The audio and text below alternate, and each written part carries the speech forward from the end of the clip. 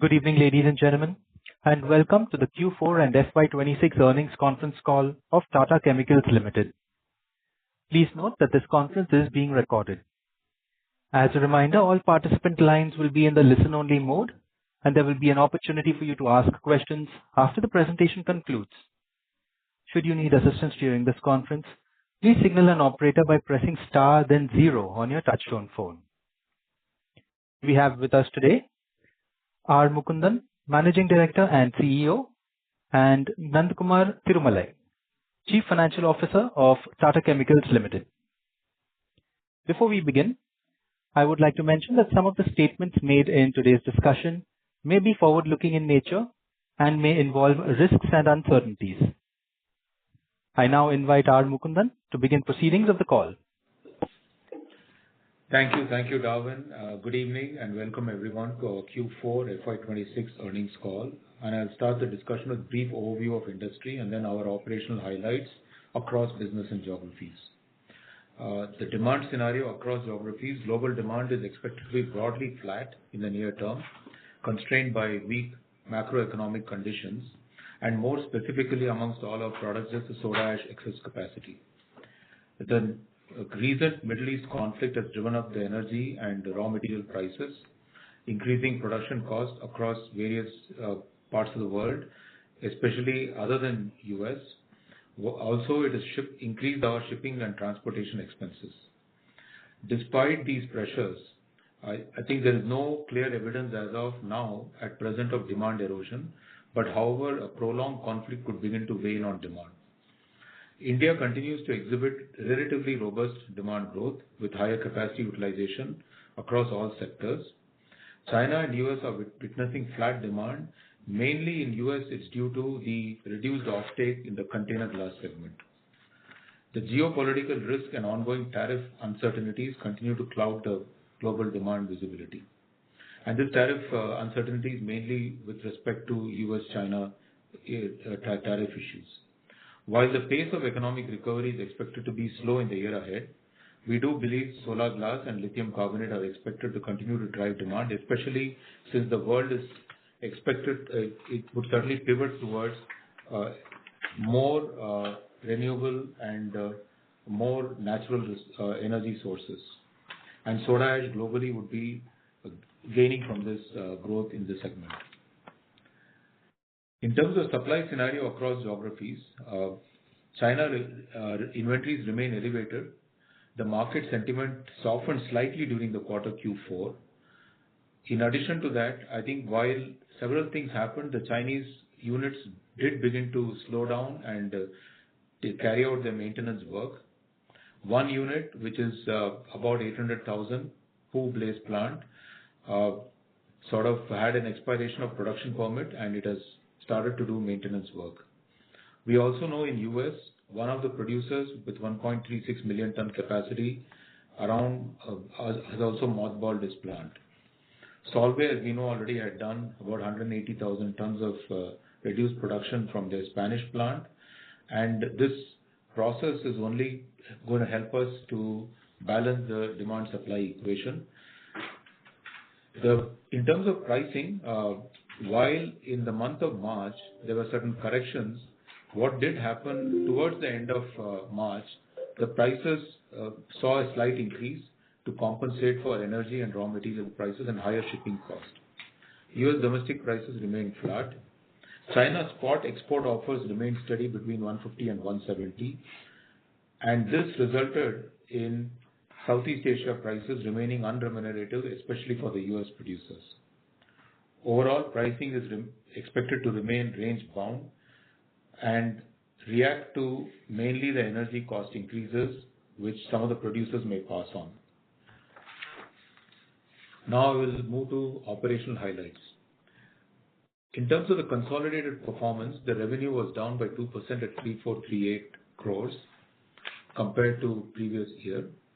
It was offset, the lower exports from US was offset by higher volumes in India. EBITDA was at 274 crores compared to 327 Q4, mainly on account of subdued prices across all geographies. An exceptional charge of 1,837 crores is provided on account of impairment of goodwill in US and rupees 159 crores of deferred tax write-off. This tax write-off is expected to be reviewed once the unit starts to making profits. Profit after tax before exceptional item was negative 279 crores compared to negative 12 last year. Net debt without leases as on March 31st stood at 5,961 crore. In terms of standalone, the revenue from operations stood at 1,254 crores, up 3% compared to previous year same quarter. EBITDA at 216 was down by 6% due to lower realization. And profit after tax from continuing operations was 48 crores, down 51% due from Q4 of last year. During the quarter, we acquired Nova Bay, Singapore. This acquisition was completed on 19th March 2026. In addition to this, 50 kilotons of electric calcined soda ash in Kenya was operationalized. Unit-wise, in India, Gujarat facility achieved 1 million tons of soda ash production. The performance is higher compared to previous year. However, price drop was offset by higher volume mainly due to higher volumes.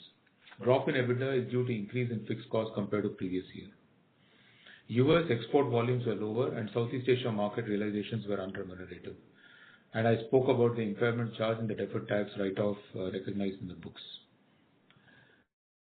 UK has lower revenue due to lower volumes, partly offset by pricing. PBT is higher than previous year. Increase in volumes in Kenya was partially offsetting the lower realization. Singapore acquisition, as I mentioned, was completed during the quarter. Rallis saw an overall revenue growth of 6%, volume growth of 5%, and price growth of 1%, driven by growth in both crop care and seed business. Overall, when you look at the context of strategy, the non-soda ash revenue grew 14% from 6,118 crores in FY25 to 6,946 crores in FY26. This is in line with company's focus to grow non-cyclical business and non-soda ash business. In conclusion, geopolitical developments in West Asia since late February have led to disruption in supply chain. These have resulted in higher costs. This impact has been varied across geographies. However, overall sales performance remains steady. Management is focused on reinforcing supply chain planning, maintaining cost discipline, improving operational agility to address near-term disruptions. Our priorities remain firmly aligned to protecting margin, preserving cash flows, and maintaining balance sheet strength. We also continue to adopt a very disciplined approach to capital allocation, and we want to ensure resilience through this current phase of cycle. We would be focusing on growing non-soda ash revenue in line with long-term strategic objectives. With that, I close my comments and hand it back to moderator to open for Q&A. Thank you very much. We will now begin the question and answer session. Anyone who wishes to ask a question may press star and 1 on their touchtone telephone. If you wish to remove yourself from the question queue, you may press star and 2. Participants are requested to please use handsets while asking a question and to please limit themselves to 2 questions per participant. You may rejoin the queue in case you need to ask further questions. Ladies and gentlemen, we will now wait for a moment while the question queue assembles.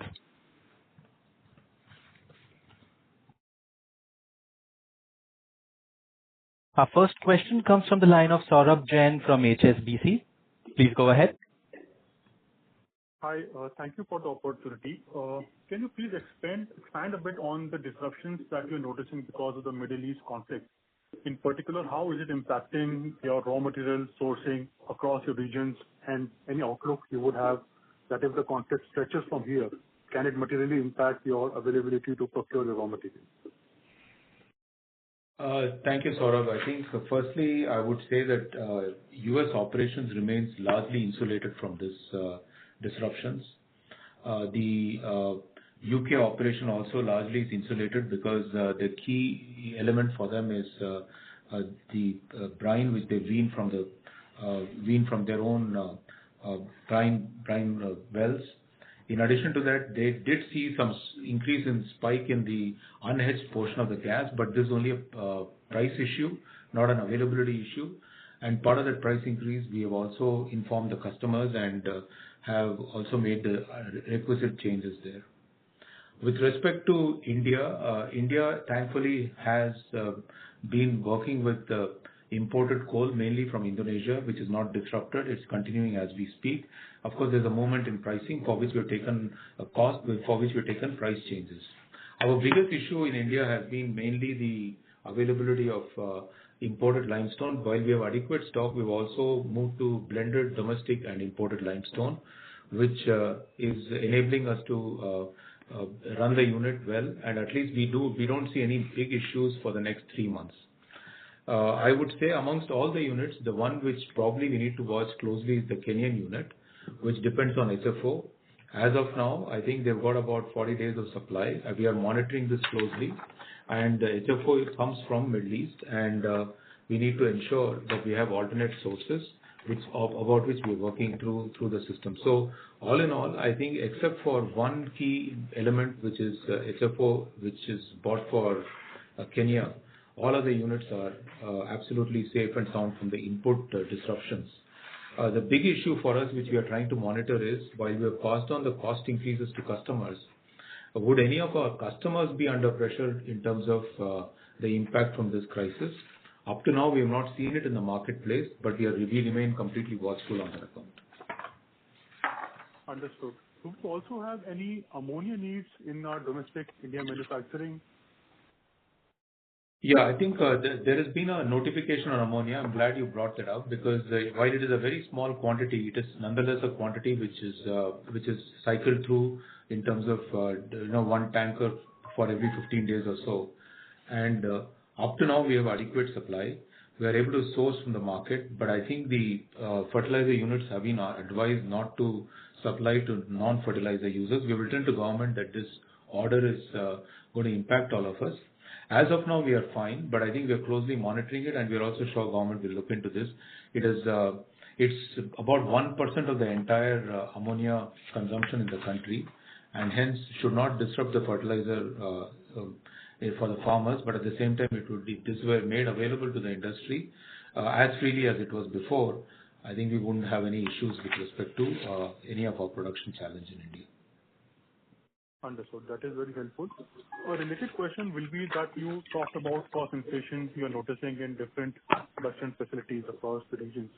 Can you also give us some sense what kind of price hikes you would have taken in different regions, and also whether all of the raw material cost inflation that you would have been noticing now, does it also need more price hike or everything is factored in? In terms of the price impact, I think the cost impact, if you look at US, it's mainly in the diesel, which is used in the diesel vehicles, which we run in the plant for the mobile units which are there. And overall, in the cost structure, it is not a big number. And we are more or less hedged in terms of our gas. So I don't think there's going to be a big issue there. What we are certainly doing is the shipping costs have increased. So to our customers when we ship them, these are being passed on to customer in a very transparent manner. We are not doing beyond what is the cost increase. In terms of UK, certainly we have informed the customers, but the issue in UK, why I'm not commenting, is our unhedged portion actually moves on a daily basis. So if I pick a day where the spike is high, then it will look like the position is uncovered and we are not recovering fully. If I pick another day where it is, so I think we would rather wait for a month or so to say whether the price increase is fully covering the cost or not. As of now, on a weighted average basis, it does cover, but we will know only at the end of as we move along in the direction move forward. As far as India is concerned, again, we've covered the cost increases fully, whatever we had in terms of the energy cost as well as the additional cost to get the transport material from the markets both in Indonesia and in Middle East for limestone and coal respectively. So all in all places we have been able to pass on the increase. Kenya too has done the same. But in Kenya, it's not a price issue, it's the availability issue which we are working through. And as I mentioned, we are hopeful the next shipment will enable us to go beyond the 45-day cover we have today. Understood. Okay. Sure. A related question would be that, if the RM cost kind of don't really kind of increase from here, is it a safe assumption that the margins that we delivered in 4Q, that those are the bottom margins, and if the costs don't increase materially from here, there is a possibility that we could do better on the profitability, or you still would, believe some sort of margin pressure could sustain in the 1Q as well? So I can only speak about what we have witnessed up to now, and this is something which could change in future. I think we are fully covered, and as far as the numbers are concerned, I think they should reflect what we've seen. Going forward, if something happens dramatic that we cannot engage, we'll have to probably come to and talk to all the analysts and investors. But as of now, we are fully covered. What we are watching is the Kenyan situation. Understood. Okay. And are you also noticing any inclinations from your customers to try to ask to shift away from the short-term contract into the mid-term contract or so dash? Any that kind of excitement? Are you noticing any of those signs? All I can say is that customers have become now more sensitive to domestic sourcing because they have realized the difficulty of depending on imports.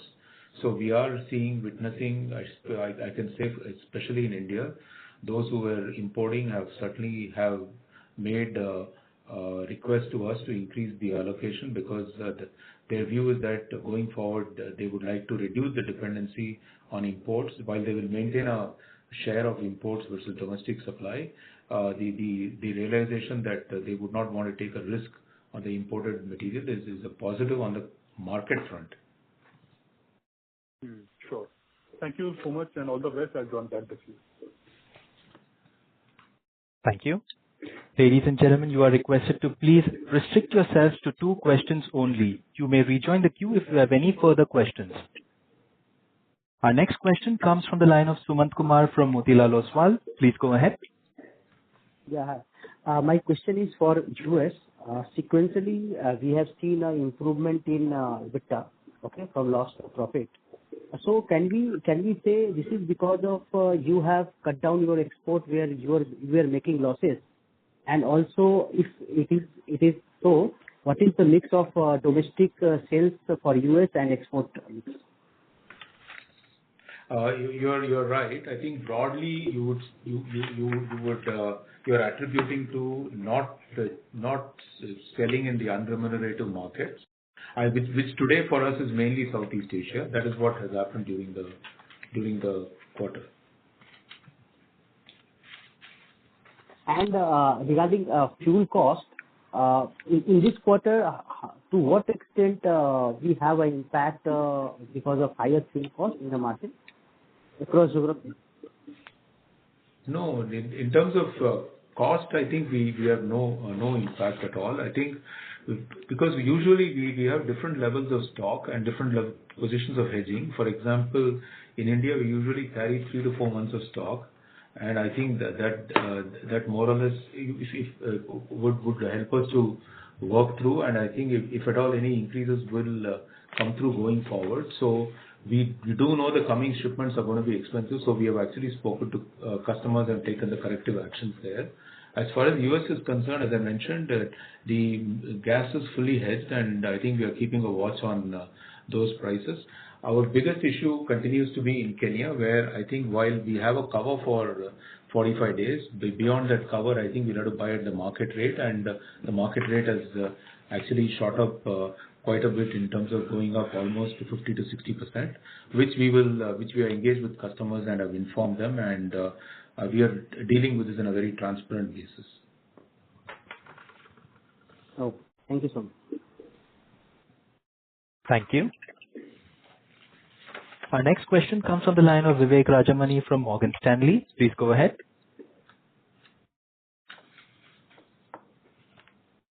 Hi, sir. Thank you so much for the presentation. You did mention that you are seeing a few closures or some capacity taking maintenances. You did give examples of a capacity in the US and in China. Just with respect to that, could you just talk about how soda ash flows have started to change, if they have, because of the conflict? And if you could see some relief with respect to, some of the regions potentially slowing their exports, or you could see some relief in terms of pricing, which you were obviously suffering because of the low dumping that was happening. So are you starting to see some sort of relief because of these flows, or do you expect that to kind of happen over the next couple of quarters? See, I think what we are certainly seeing is the imports have slowed down. They have become almost half of what it used to be pre-conflict. And that's the net effect, the result of the slowing down of exports which Iran was doing, as well as the Turkey, which was coming through the Red Sea. I think those two have certainly slowed. Also, the movement from other exporters have reduced during the period, because I'm talking about the first month of April. But this trend is likely to continue in our view. So certainly in India, we are seeing an impact of, and also customers are also very clearly wanting to have a higher share of domestic supplies. I think that's all we can say. In terms of any other pressure point in terms of prices coming down, it's actually going up because shipping costs have increased. So the landed cost in India has gone up because of the shipping cost. Sure, sir. That's clear. But it will also be fair to say that the increase is purely a cost-driven exercise. So margins will potentially have to wait for a bit longer to kind of benefit. Would that be a fair statement? It would vary between market to market, but it's a fair statement. Also, there's a play which will happen because of rupee depreciation. That also brings in a natural protection for the Indian market. So we'll see all these effects play out. So we do believe that it's going to be positive for domestic producers and domestic sales in every part of the world. Sure, sir. Thanks. Just one last clarification on UK. You were reporting positive numbers for the last 3 quarters. Could you just explain what happened this time around with respect to EBITDA? Thank you. Yeah, this time the main decision which we had taken was there were certain operational changes which we had to do with respect to product and product production capability and capacity. We preponed the shutdown which was planned in April into the month of March. This was done proactively to have a better run next year. And that's the impact you're seeing in terms of numbers. Otherwise, it should go back to the normal number. In fact, because of the preponing of the maintenance, we do believe that we will have much better operating parameters than what we had before. Sure, sir. Thank you. And all the very best. Thank you. Our next question comes from the line of Ankur Periwal from Axis Capital. Please go ahead. Yeah, hi, sir. Thanks for the opportunity. First question, in your opening remarks, you did highlighted, some plants either going for a longer sort of maintenance or maybe mothballing. Does it change the overall demand-supply dynamics given the incremental supply that was coming from China? No, I think, see, the point which I want to highlight on China is that their inventories are fairly high even today. The inventories are close to 1.5 to 1.8 million tons, but it's been stable. I think unless the stock levels come down, we cannot see the major impact flowing through to market. So we will sort of highlight this inventory level in every quarter. As of now, I think it's pretty range bound, as I highlighted. The Chinese prices, while they do show an increase in dollar terms, in the renminbi terms, they have remained more or less flat at about 1,250 renminbi or so per ton. Sure, sir. And just a follow-up there was an expectation that probably, the older plants in China may see a shutdown with this natural sort of, production increasing. Any updates, anything on that side, or it's still the same capacity? It's the same capacity, but they're running, many of them are taking a maintenance closure and many of them are running at a lower utilization. But clearly, what I would say is that the early signs are that we are beginning to see some movement, but it's not today of a number which is of a substantial nature to sort of highlight. So I would certainly say that it is beginning, and the numbers are also showing. We've also looked at the listed companies and their financial numbers. Their operating parameters are under stress. Sure, sir. And just lastly, on our, the cash flow generation from the business, we have seen a sharp dip in operating cash flows, which is, in a way, being led by the working capital decline as well. Sorry, increase as well.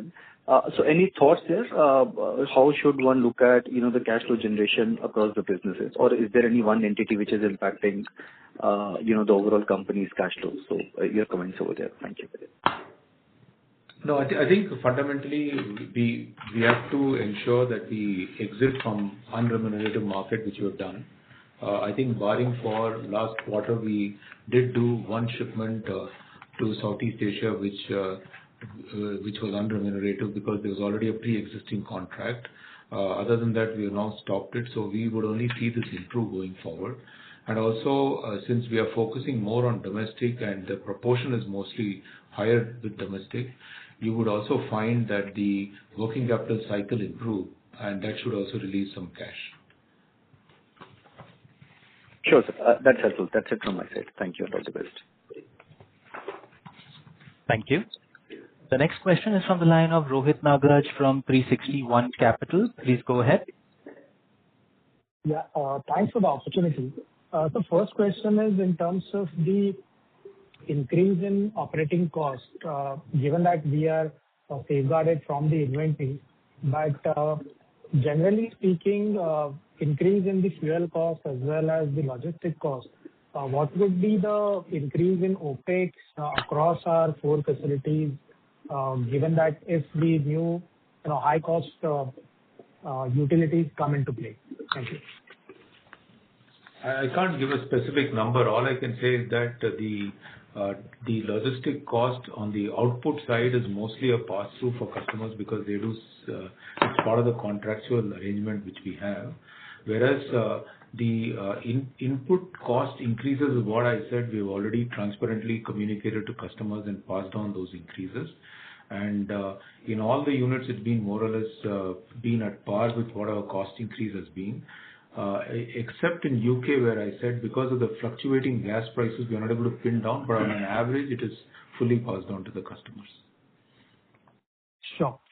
And second question is, you talked about multiple capacities getting, in shutdowns or probably extended shutdowns.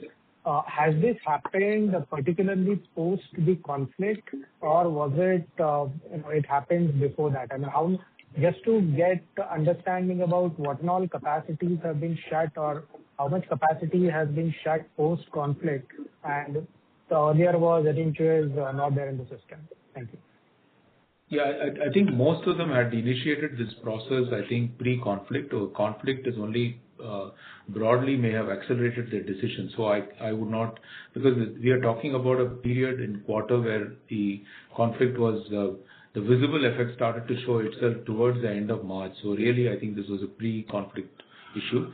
We are monitoring the situation, and we'll give the better update in terms of post-conflict, what are the changes in the next quarter results call. Yeah. Thanks a lot, and all the best, sir.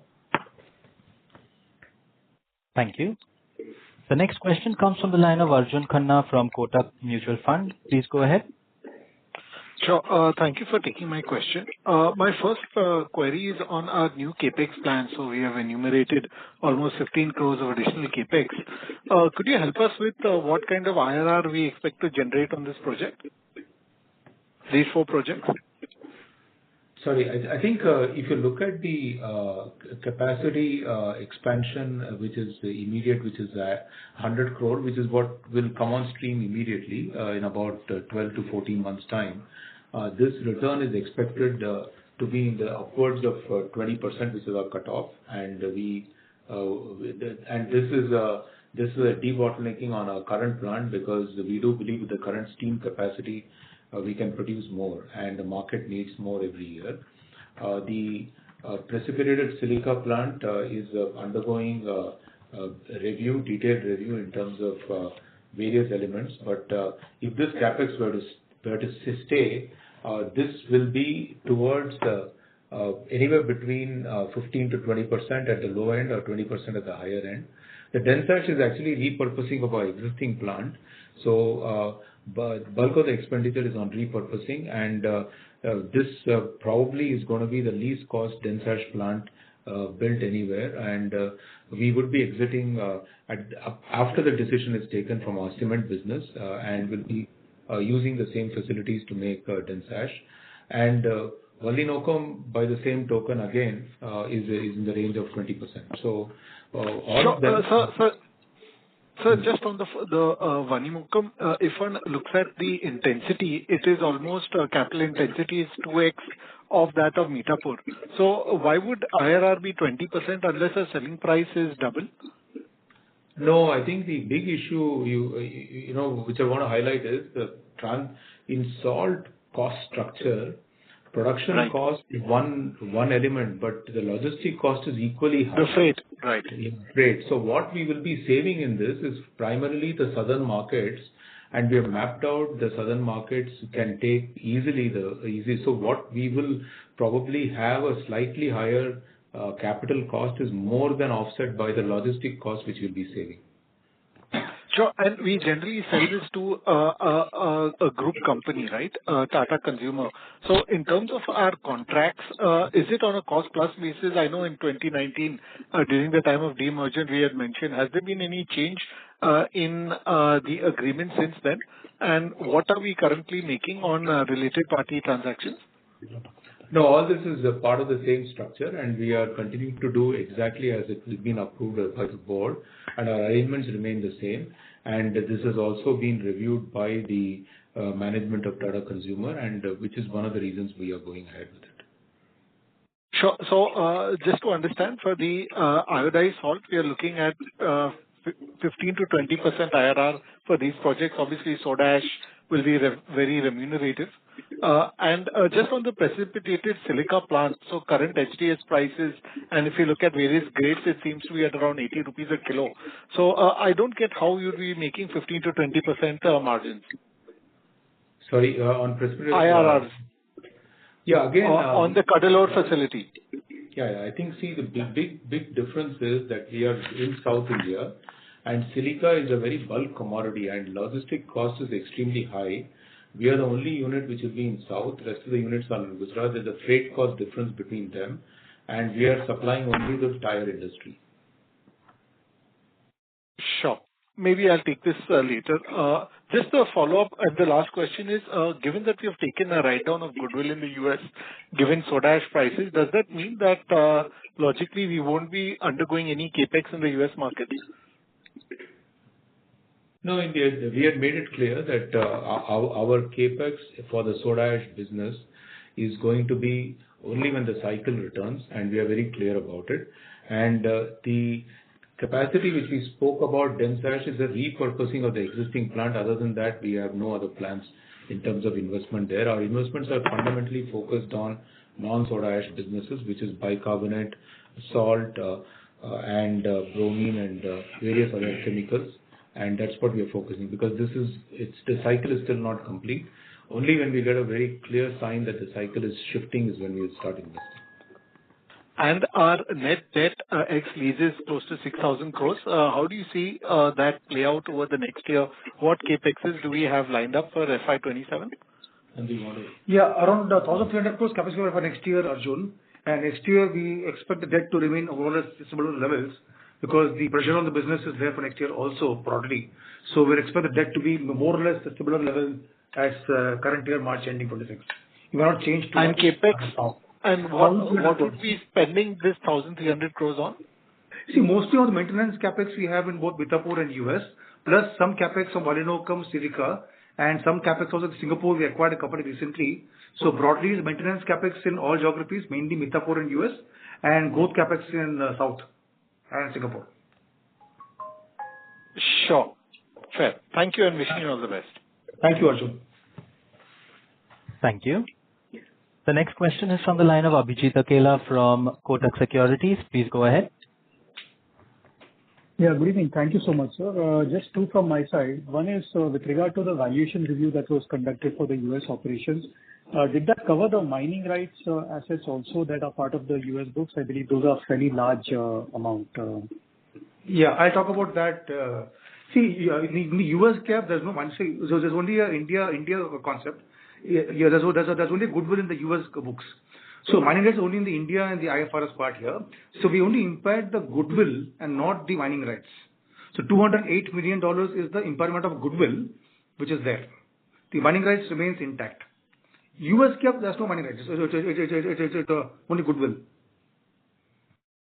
Okay. But were these mining rights also assessed in terms of, the value of that they carry at this point in time by the valuer? Yeah, they are intact. See, we value the entire business as a whole, and then we see what is the value worth now. With a shortfall, first we knock off goodwill. So this 208 is only goodwill, which means the mining rights are intact in the India's books. And we are depreciating the mining rights. Yeah, over 100 years based upon the life. So we take a write-up every year on 100 for the last 10 years now going forward. That is a gradual drop in that based upon the mine life left over. So broadly, that's the way we look at things here. Okay, got it. And just the other one on the silica plant at Cuddalore, the 725 crore investment. Would it be possible to just help us with, the broad expected revenues and maybe EBITDA from that project, the 50,000 tons we are putting up? We will do it offline. We can't talk about that here. And we'll do it separately. Yeah, The next call will update you watching all of people. I know it's very early stages now here, but we'll talk about more about that maybe in the Q1 quarterly call. Okay. But I mean, 20%, ROC would mean something like, say, 150 crore odd of, earnings, EBIT from that project. Would that be a fair assessment? We work out based upon those numbers, and we'll talk more about that maybe in the end of Q1. And the assessment is done based upon a market view of what's going to happen. And see, you look at this plant, there's no incremental fixed cost. It's the same plant only you're going to have there. So so we go into the same location, you're going to add more capacities. And therefore, the fixed cost would remain same. So you get operating leverage there, and therefore you'll be ending up earning more EBITDA per ton. That's the broad concept. It's not a greenfield. It's more like within the same location, adding more machines, with the people being more or less constant. Yeah, it is in that range. I mean, it's broadly in the range, obviously. I see. Okay. Yeah, because I mean, the 725 crores is all incremental capex, right? I mean, Yeah. Okay. All right. I'll take it offline. Thank you. Thank you. The next question is from the line of Atul from ICICI Prudential Mutual Fund. Please go ahead. No, thanks. My questions have been answered. Thanks. Thank you. Our next question comes from the line of Saket Kapoor from Kapoor Company. Please go ahead.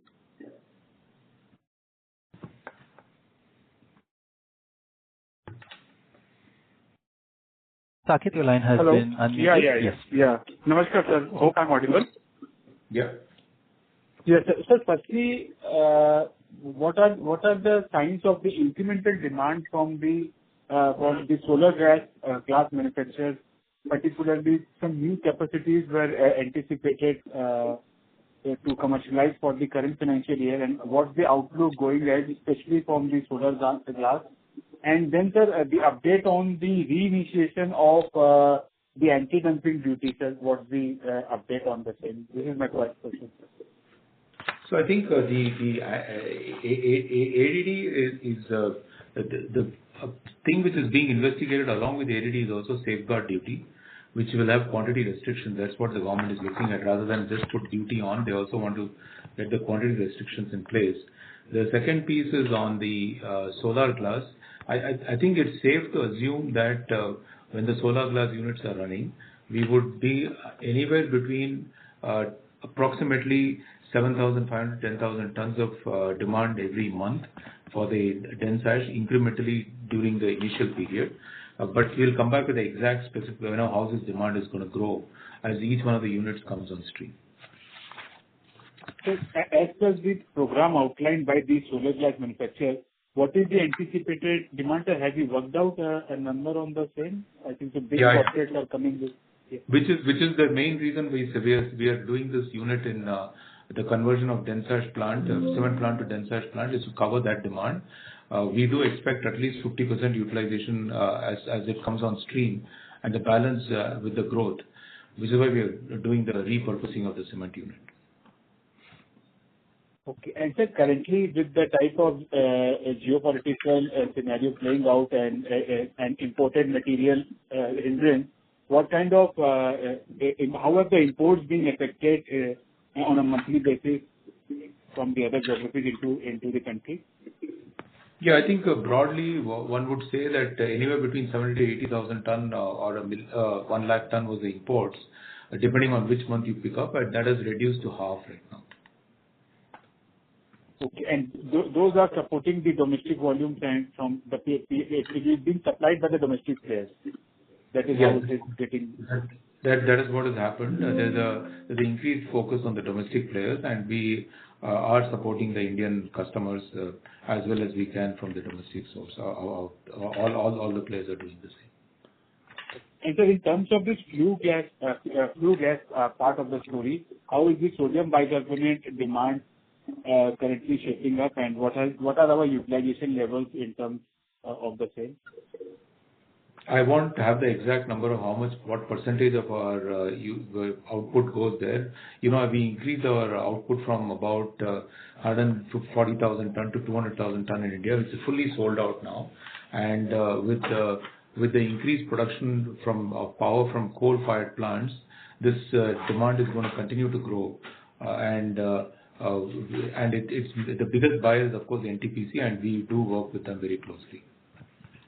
Last point is on the freight and forwarding charges, sir. When we look at the standalone numbers, the volume increase is, I think, so from 215,000 metric ton to 222,000, whereas the freight and forwarding charges have gone up from 148 crore to 166 crore. And similarly, the employee benefit costs have also risen significantly from 67 crore to 84 crore. So what explains these two inflationary trends, sir? So the employee one is the year-end adjustments which we make. I think it'd be ideal if you took the full year number, which is 293 versus 313 on the employee side. And on the freight side, you want to get back number? Yeah, I'll come back on that separately. I don't have the numbers offhand. Okay. So 10% increase. Thank you. No, it is not 10%, sir. I think so. It's a higher amount. 20 crore, yeah, more than that. Right? From 150 to 166 crore, where the volume has not risen commensurate to that. So that was the reason for my question. And sir, partly in the non-soda ash revenue, what are we including in this 6,000 crore revenue part? So what is the major items that we have? Everything other than soda ash, fundamentally bicarbonate, salt, silica, FOS, bromine, chlorine, cement, also Rallis, all that is included in this. Okay. Thank you, sir, and all the best to the team. Thank you. Thank you. Thank you.